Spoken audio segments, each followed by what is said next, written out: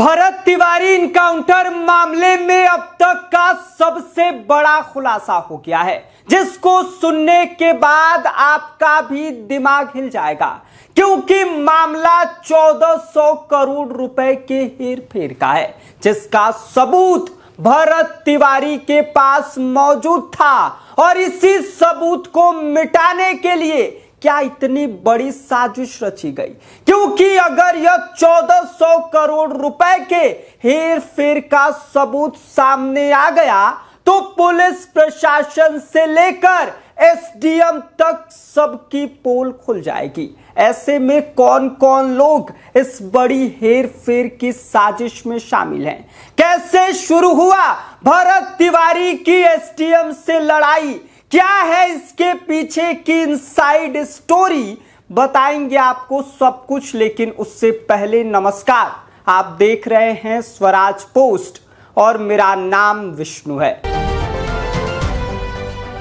आपको बता दें कि भरत तिवारी इनकाउंटर का मामला अब 1400 करोड़ रुपए के कथित घोटाले तक पहुंच गया है, क्योंकि भरत तिवारी के भाई चंदन तिवारी ने एक दावा किया है कि बिलौटी मौजा की जिस जमीन पर जवैनिया गांव के बाढ़ विस्थापितों को बसाया जा रहा था, वहां विकास कार्य के लिए पहले 11 करोड़ और बाद में 1400 करोड़ रुपए का फंड आया था। उनका आरोप यह है कि इस फंड में हुए कथित भ्रष्टाचार से जुड़े सबूत भरत तिवारी की मोबाइल फोन में मौजूद थे। यही वजह है कि अब सबसे बड़ा सवाल यह उठ रहा है कि क्या उन सबूतों को हमेशा के लिए खत्म करने की कोशिश की गई। चंदन तिवारी का यह कहना है कि भरत लगातार सोशल मीडिया पर जगदीशपुर के तत्कालीन एसडीएम संजीत कुमार का नाम लेकर भ्रष्टाचार के आरोप लगा रहे थे। इतना ही नहीं, उन्होंने यह भी दावा किया है कि भरत ने अपने वीडियो में यह भी कहा था कि उन्हें और उनके परिवार को जान से मारने की धमकी दी गई थी। चंदन का आरोप यह है कि गलती से एफआईआर में एसडीएम का नाम शामिल नहीं हो पाया, लेकिन उनके मुताबिक इस पूरे मामले का मुख्य आरोपी एसडीएम साहब ही हैं। उन्होंने मांग किया है कि जिस दिन भरत तिवारी एसडीएम कार्यालय पहुंचे थे, उस दिन के सीसीटीवी फुटेज को सार्वजनिक किया जाए।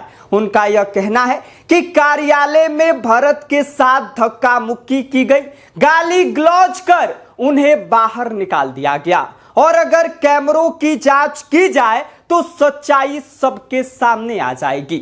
अब सवाल यह भी है कि आखिर भरत तिवारी और प्रशासन के बीच विवाद की शुरुआत कहां से हुई।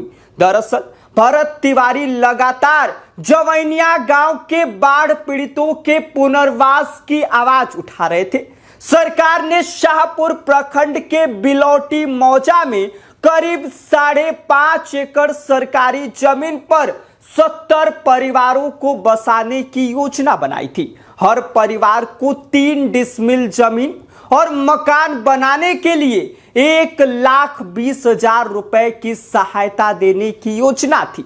लेकिन भरत का आरोप यह था कि जिस जमीन पर लोगों को बसाया जा रहा है वह खुद गड्ढे में है। 2 से 3 घंटे की बारिश में वहां घुटनों तक पानी भर जाता है। ऐसे में लोगों से कहा यह जा रहा था कि उसी 1,20,000 रुपए में से मिट्टी भरवा लीजिए और जमीन को रहने लायक बना लीजिए। भरत तिवारी का इस पर कहना यह था कि यह खर्च सरकार को खुद उठाना चाहिए, गरीब बाढ़ पीड़ितों को नहीं।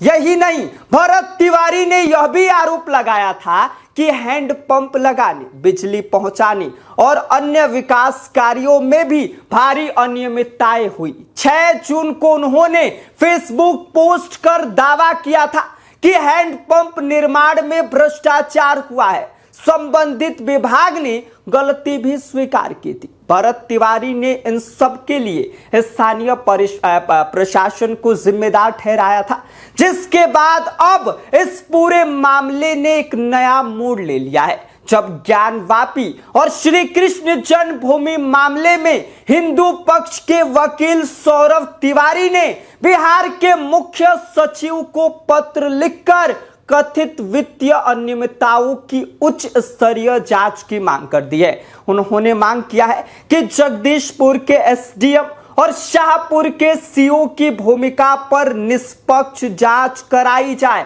किसी वरिष्ठ अधिकारी के अंडर में ये सारी जांच होनी चाहिए। साथ ही जांच पूरी होने तक दोनों अधिकारियों को हटाया जाए ताकि किसी भी दस्तावेज या सबूत के साथ छेड़छाड़ न हो। इधर बिलौटी गांव में हुई महापंचायत के संयोजक पंकज त्रिपाठी ने भी दावा किया है कि इस पूरे मामले की असली सच्चाई भरत तिवारी के मोबाइल और कॉल डिटेल में छिपी हुई है।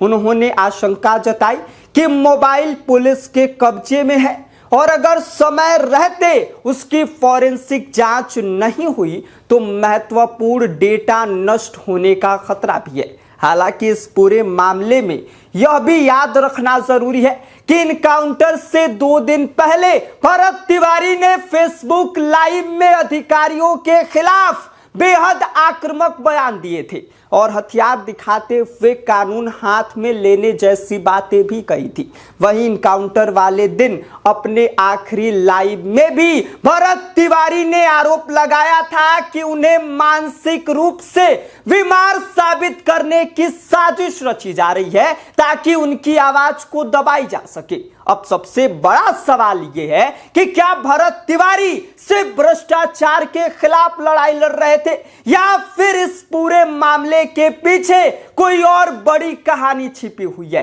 क्या उनके मोबाइल फोन में वाकई ऐसे सबूत मौजूद थे जो बड़े बड़े अधिकारियों की मुश्किलें बढ़ा सकते थे? क्या कथित 1400 करोड़ रुपए के फंड में किसी तरह की अनियमितता हुई या फिर ये सभी आरोप जांच में गलत साबित होंगे? इन सभी सवालों के जवाब अब निष्पक्ष जांच, डिजिटल फॉरेंसिक और आधिकारिक साक्ष्यों के बाद ही सामने आएगा। जब तक जांच पूरी नहीं होती तब तक किसी भी निष्कर्ष पर पहुंचना शायद जल्दीबाजी होगी। लेकिन इतना तय जरूर है कि इस पूरे मामले में अब सिर्फ इनकाउंटर की चर्चा नहीं बल्कि पूरे प्रशासनिक तंत्र पर भी गंभीर सवाल उठने लगे हैं और ये चर्चा का विषय बना हुआ है क्योंकि मामला 1400 करोड़ रुपए की भारी गड़बड़ी हेरफेर का है, जिसको लेकर आप क्या सोचते हैं? इस पर आपकी क्या कुछ प्रतिक्रिया है? अपनी राय हमें कमेंट कर दीजिए।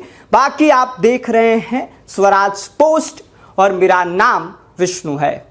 गोल, जहां 28 वर्षों के सफर में 18,000 से भी अधिक छात्रों ने डॉक्टर एवं इंजीनियर बनकर सफलता की ऊंची उड़ान भरे हैं, जहां साधारण छात्र भी बिहार एवं झारखंड टॉपर बनकर बड़ा इतिहास बना रहे हैं। दूरदर्शी शिक्षाविद श्री विपिन सिंह के मार्गदर्शन में मेडिकल एवं इंजीनियरिंग के लाखों छात्रों के लिए आशा की किरण के रूप में गोल, द रिजल्ट फैक्ट्री